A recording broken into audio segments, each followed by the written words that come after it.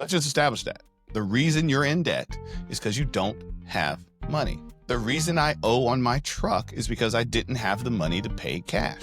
If I had the money to pay cash without destroying the integrity of my other financial plans, why would I borrow? Why would I borrow for a house if I just have the cash to pay for the house? Now, yes, you can get into the whole, well, using other people's money and time value money and interest, whatever. You have debt because you don't have the capital to pay cash, period. So until you can have the cash for the emergencies, for the urgencies, and for the things that other people make you feel are important right now, until you can have the cash for those things, you'll always find yourself in the cycle of debt.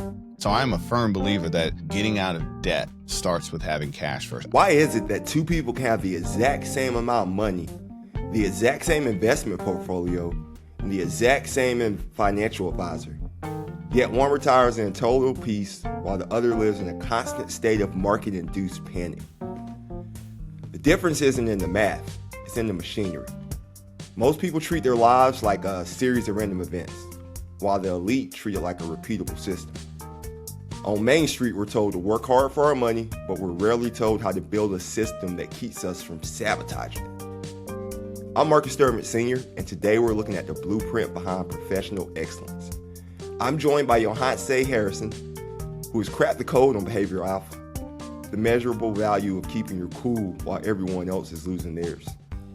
In the first half of our conversation, we're pulling back the curtain on how to systematize trust. And this is whether you're an entrepreneur trying to grow a business or a family trying to grow a legacy. We're moving past the what of investing and getting to the how of high-level execution.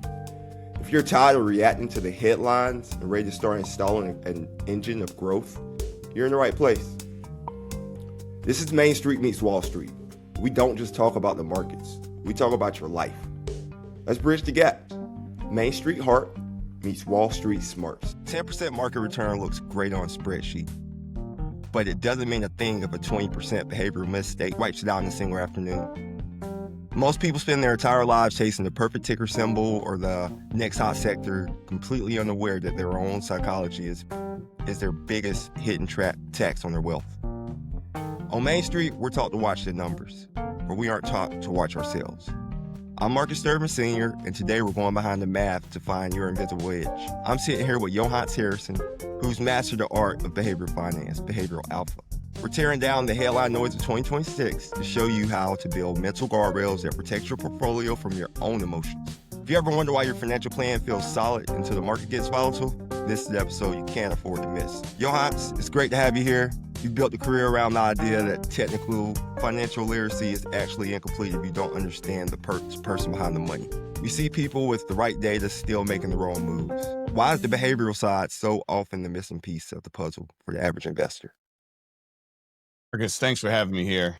It is exciting to be here with you today to spend some time. My Charlotte native, Carolina in the house. Let's get it. Shout out to those boys up there. Since they're in the shot, we'll go ahead and say what's up to them. I need to put a Hornets basketball up there. It has nothing to do with your question, but actually has everything to do with your question. But I want to say one thing just in case this episode comes out a little sooner than I think. I'm still technically a CFP candidate. No, it's okay. It's okay. I passed the test. I got the experience. I just got to wait for the official results to come out and pay that fee, which supposedly is happening next week. So depending on how fast your editing team does, we good. But yeah, got all the components. So my message about sports teams has everything to do with the technical piece of finance. Because we all know, for those of us that follow sports, we all know those teams that have all the technical pieces and that should win championships. Or they'll have all the technical pieces, they should just win the game tonight. But then something goes terribly wrong. Is it started to rain and it didn't plan on rain? Is it that someone just had an argument with their spouse the night before? At the end of the day, what I'm talking about, the things that get in the way, is emotions. Emotions wind up destroying the best laid plans because we as humans are emotional creatures. And the thing I really want you to understand about emotion is the word motion. We tend to do things because we feel a certain way. And that can, as you said in your intro, can destroy the best plan of making a 9, 10, 11, whatever % rate of return and all get blown out in a day or two because of emotions forcing us as humans to want to do something because things aren't going our way. Gotcha. Yeah, emotions and That's good stuff. I mean, people generally, logically, you want to sell high, buy low, but emotionally, when we see the market go down, we people tend to do the opposite. They tend to sell low and then come back and buy high, jump in and out of the market. Timing the market, trying to time the market is not a good plan, not a good move. We'll get deeper into you and like you said, the Charlotte connection a little bit later on. We're coming out right now for those listening. We're mid April. And we just came out of, like, since February to April, a deep correction. Well, it wasn't a deep correction, but 10% pullback. People were worried. Everybody's hair was on fire. What were you seeing, and how do you feel that your behavioral approach with your clients helped in this time? Were your phones ringing off the hook, or did they already know the plan? 8%, or probably 99. Let me do one. 99.5% of my clients already knew the plan. But there's always the few stragglers out there. And funny enough, the stragglers were the people that had the least need to even be concerned. Meaning, had they actually, because they didn't look at their portfolio out of fear, but had they actually looked, they would have seen that they're fine. And what I mean by fine is that I believe that we manage portfolios for risk tolerance, or loss tolerance is usually a better way to say it. I manage portfolios for loss tolerance, not a return. So we will only get the returns, those higher returns that are sought after, if they have a high enough loss tolerance. So the clients that unfortunately were a little concerned, their loss tolerance was low, so they weren't getting the same result that they saw on the news. And that was my conversation with them. It was like, what do you think's happening in your portfolio? Well, I'm hearing that the market is down. The S&P is, as low as it was, and fill in whatever time frame it was, November, October. Does that mean I've lost everything since October? I was like, well, let's look and see. And they pull up and look, and was like, well, I haven't lost anything. I know. Why is that? Because you have a very low loss tolerance. So we design your portfolio in that way. And that also means that when you hear that the market recovers, because it will, I didn't know it was going to happen 2 weeks later. I said, but when you hear that it recovers, don't expect to participate in that either. And it's like, well, what if I want to? No, because you cannot have one without the other. These are lock steps. If I step with the left foot, then immediately after I have to step with the right. And that is the relationship between this volatility and risk and the returns that you want to seek. And then I also said, you don't need that much money anyway. So please find something else to do with your time. I usually wind up quoting Kendrick Lamar. I say, just turn the TV off. Turn it off. Man, that's interesting to say when we're both from North Carolina. Fall I off. mean, I could also say, take your shirt off and wave it around your head like a helicopter. That'll make you feel better. No, I'm good. I'm good. I feel you. And the emotional side, as you just explained. So, and that's another thing. Most people mention is risk tolerance. You mentioned it's like loss tolerance, right? How much can you stand to lose? And when you're not losing as much as the market, you're not going to get as much on the upside when the market goes up. And sounds like you do a good job explaining that to your clients and people who come on board with you. I want to dig into that a little bit in a second, but I have a thought here. I'm huge on financial literacy, right? But financial literacy without the behavioral aspect, that's incomplete, right? So the first portion of financial literacy, if you pick up go to some of the top experts in the area, and you ask them about financial literacy, they're going to begin with behaviors. They're going to begin with helping people understand their biases, um, and some of their money scripts that are already ingrained in them, that they picked up as a child, that they picked up as a teenager, that they picked up when they were first introduced to this wonderful concept called money. So because of those ingrained behaviors and biases, until you can learn how to rise above those, think through them, or even repurpose them, all the other stuff, time value of money, the different types of taxable versus non-taxable, etc., none of that will matter until you can overcome your preconceived notions and relationships that you have with money. So I believe behavior is actually step one.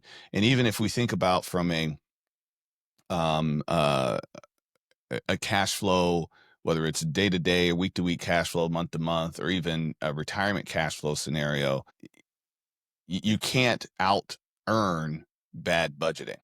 So, and that's true whether you have a job or you're talking about a portfolio. If you are bad with your budget, if you have more money going out than coming in, We can't solve that by just making more money, because you'll continue to have more money going out and coming in. It's a spending problem. It's a habitual problem. So that has to be repaired first before any of the other things will have a lasting effect on the portfolio. It's like and we've all seen it, when you have an individual that lives paycheck to paycheck, barely getting by, and then they get a raise or they get a bonus and they find ways to spend that as well. And so they continue to live paycheck to paycheck no matter how much money they make. That's a behavioral problem. Right. So until that can be repaired, they'll continue in that same cycle all the way through their retirement. Oh, that's deep. And that's so true. And that's one of the things, like when I sit down with my clients and we're talking about building up, depending on where you're at stage of life. Because like you said, if you're spending $110, but you're only earning $100,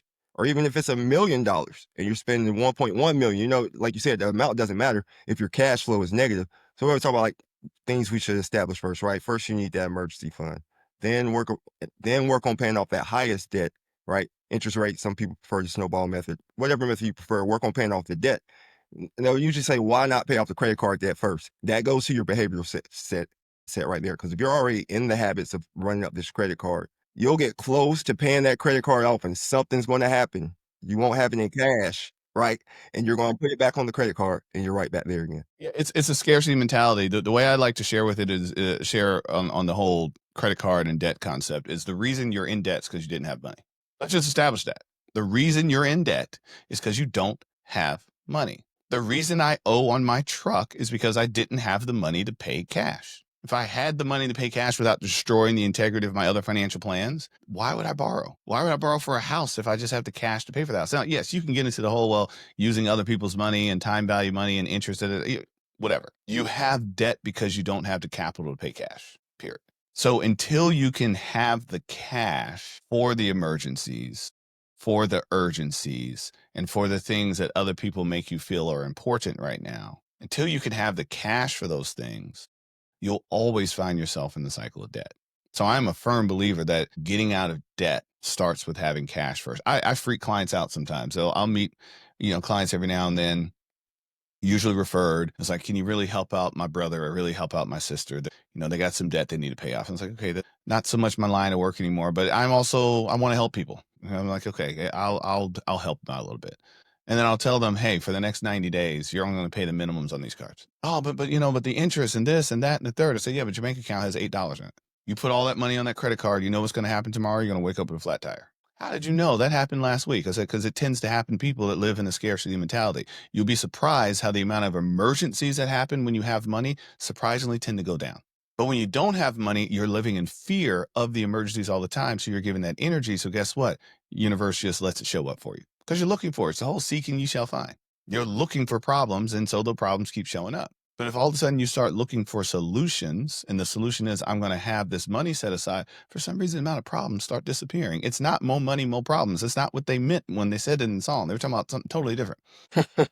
It's actually when you have more money, it helps reduce. You have the ability to cover those problems, or they are not problems. Cars break.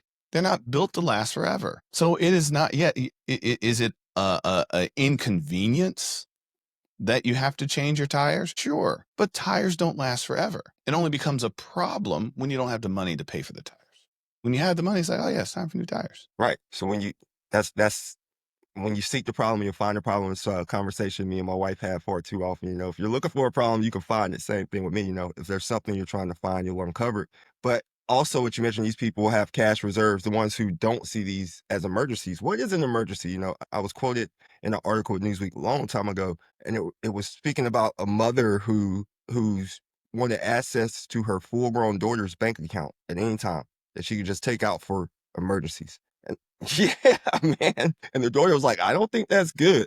I'm And I not was saying, like, invasion of privacy. Geesh. right. And I was like, one of my big things is what is judged as an emergency, right? Different people see different things as an emergency. So if you have the funds to get those new tires and you probably already budgeted for them, that's not really that emergency when your tire goes flat, right? You mentioned something that a lot of people probably don't hear a lot, money script. Can you elaborate on what the money script is? And then can you tell us a little bit about what your money script is? So a money script is an idea, or it's a thought process that has embedded into your mind, into your behaviors as it relates to your relationship that you have with money. So some unfortunate money scripts that some people have adopted and still believe to this day is the concept that money is the root of all evil. When money itself is just a tool, money, it isn't evil. That's like saying that a shovel is evil. Well, I can be evil with the shovel and knock you across the head with it. Now that makes me evil, not the shovel. So money being the root of someone's evil acts,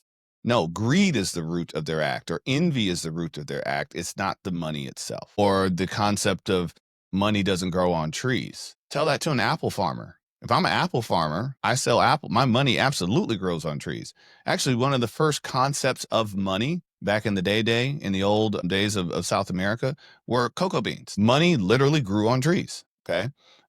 So, and I believe that money does, I mean, the idea of my money making money is the same idea of an apple tree producing apples. So the money tree concept, I actually believe that. So those are money scripts. That's how the relationship that you have created with your money, and then how that influences your behaviors today. So I believe that we all have the power to rewrite our money script, but it starts with, as we mentioned earlier, understanding what are the biases, what are the behaviors, what are the thought processes, what are the emotions that have already associated with money. Some people have emotions, like I said, greed, there's fear, the envy, scarcity. Some of those things were ingrained in us when we were very young. It was ingrained in me when I was young because I watched my family, my parents suffer financially for a long time.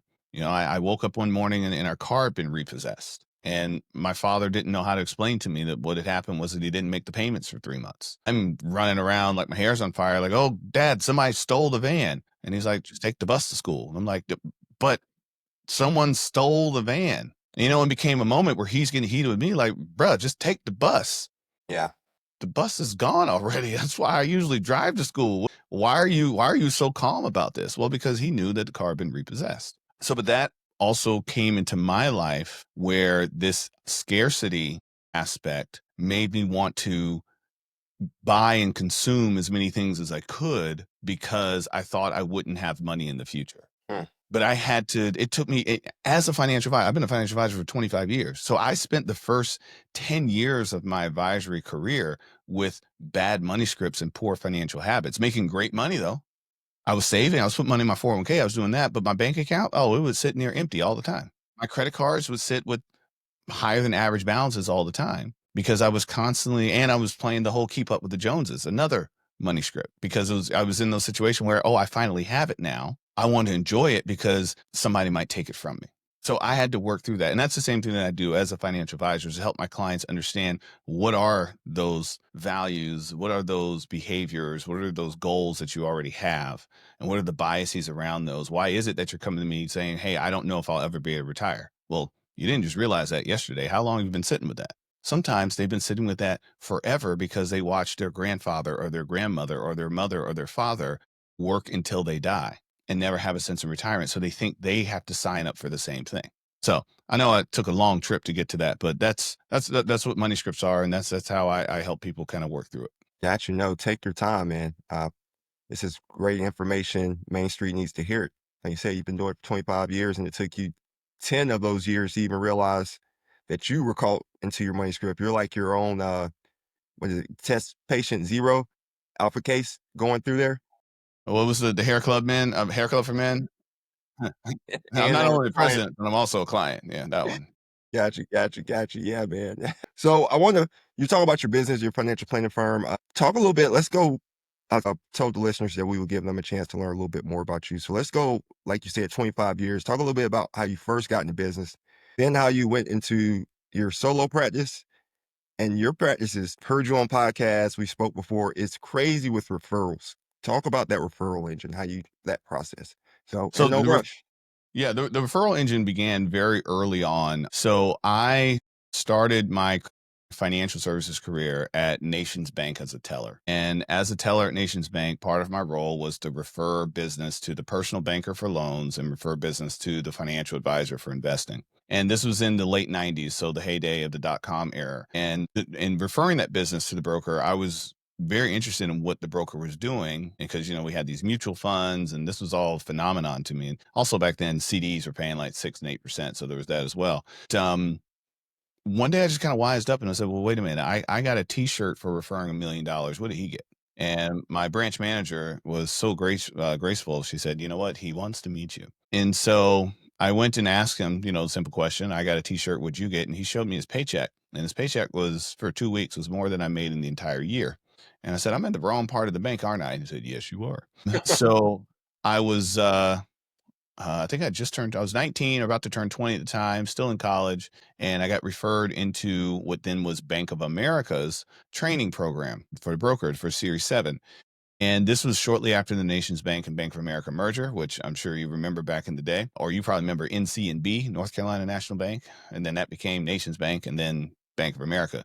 Well, in that whole corporate commotion, the training program I was in was shut down. So I experienced my first layoff very early on. And from there, I just wanted to work for any financial planning firm that would hire me. The problem is that none of them would. Edward Jones said no. Merrill Lynch said no. Payne Weber said no. Morgan Stanley, all of them, any of it. I went to every single one and they all shut the door in my face. And their reasoning was trifold. Two of them they said out loud and one they didn't. I kind of knew it inherently. Number one was I had no what they call natural market, meaning I didn't know anyone with money. So if I got started as a financial advisor, I didn't have an uncle or aunt or grandparents or anyone I could turn to say, hey, give me, and I also didn't have peers. All my peers were still in college. So most of them said, come back later and when you can find the market.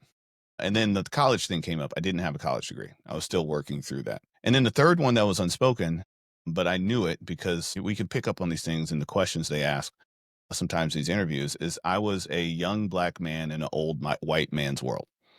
I never got interviewed by anyone remotely brown or even female for that matter. So I knew that it was going to be an uphill battle. But that was also around the time that monster.com came onto the scene. And I had the ability to upload my resume and have access to jobs anywhere in the United States. And when I did that, I checked the box for financial services and I wound up getting an email from a small company, maybe you heard of them, American Express Financial Advisors. So American Express had merged with another company, IDS Life, and created their financial planning arm. And they gave me an opportunity to join the firm in one of 3 cities that were creating a new employee-based financial planning department. And so my choices were to leave Charlotte to go to either Boston, Dallas, or San Francisco. And in my mind, Boston was too cold. San Francisco just sounded expensive. And Dallas and Charlotte tend to be on the same latitudinal line. When I looked at the map and I said, I'll go to Dallas. So I quite literally put all of my stuff in the storage. At the time, my girlfriend was also pregnant. So I put all my stuff in the storage and drove to my first interview and made it to the second interview and then the third. And they basically said, if you pass your Series 7, your Series 66, and your Group 1 life and health insurance license, you get to have a job. But if you fail a test, you are fired. And I said, what y'all don't know is I am an awesome test taker. And so Standardized.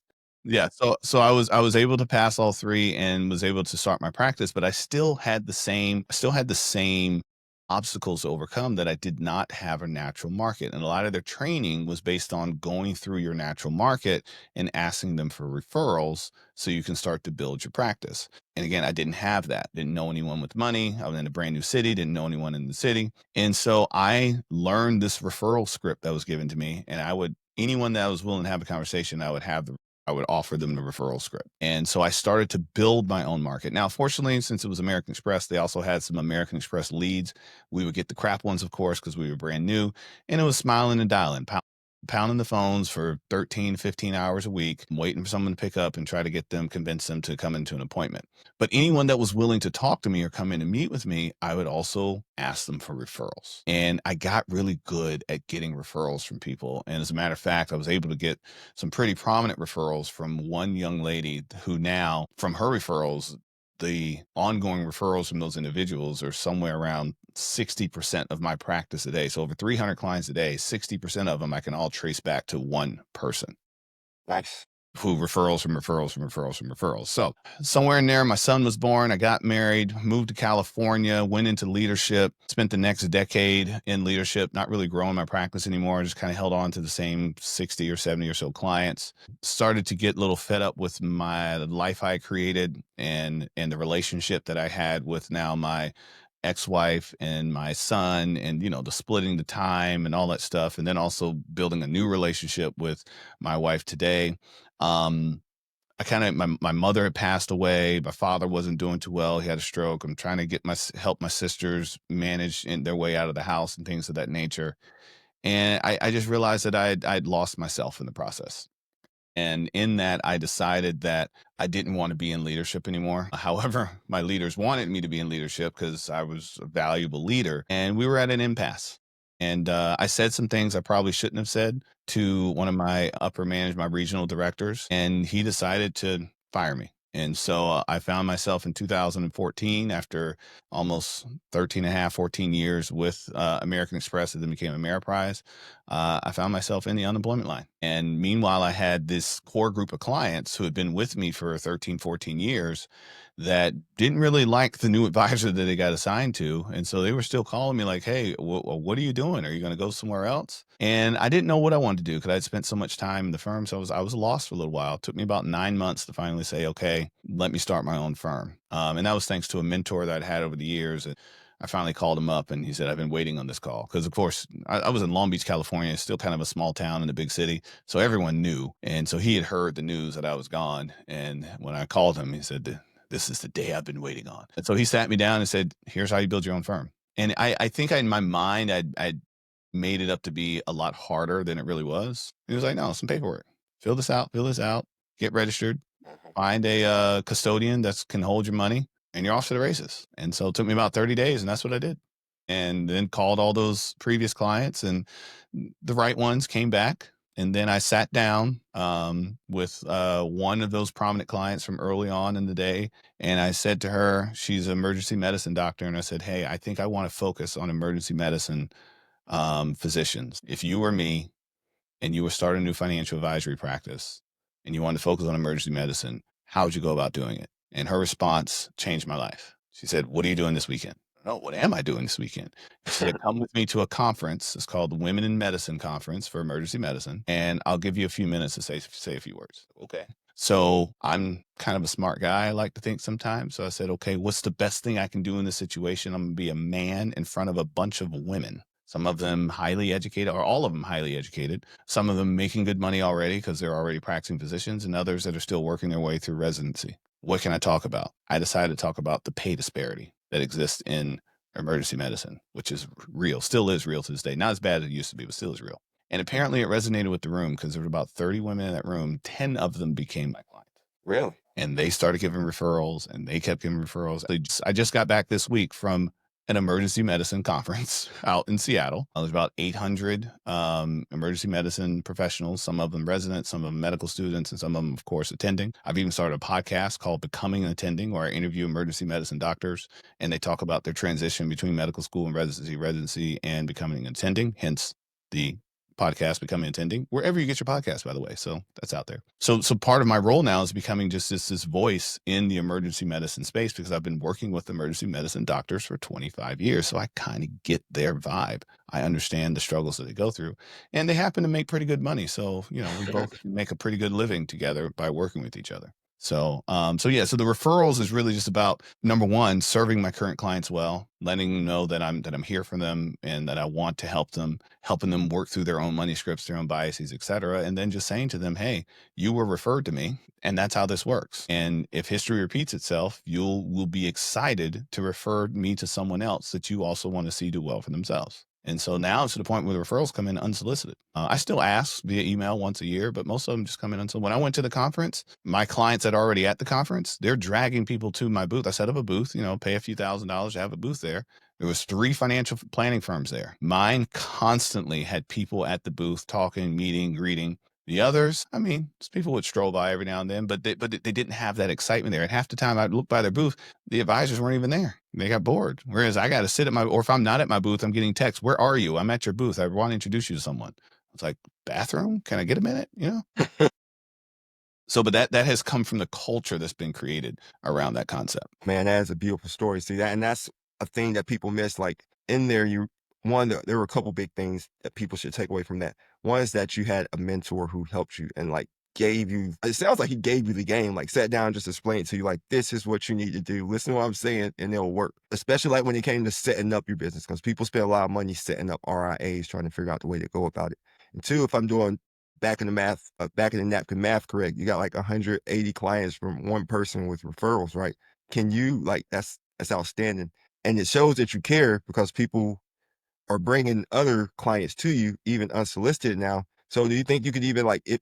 Can you walk someone? So say advisors listen to this as well. So say there's an advisor listening to this and they want to know like from the first meeting, because it sounds like from the first time you talk to someone, you're pretty much letting them know that you want referrals or you work best from referrals, because that's Maslow's hierarchy as well. If your advisors out here worried about their shelter and those type of things, they can't take care of you. So there's basic needs need to be taken care of.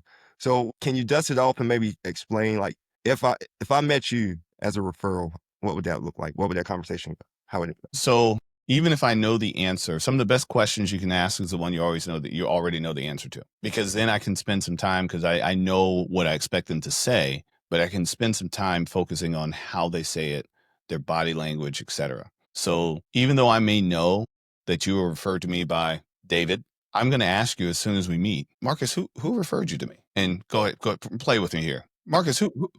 David. Oh, yes, it was. Wait, how do you know David? Oh, we played ball together on Saturday mornings. Okay. Is this something recent? You still play or? Yeah, we played, old man ball every now and then. Okay. Okay. So you met him on the basketball court. I met David at the ER because I got hurt playing basketball.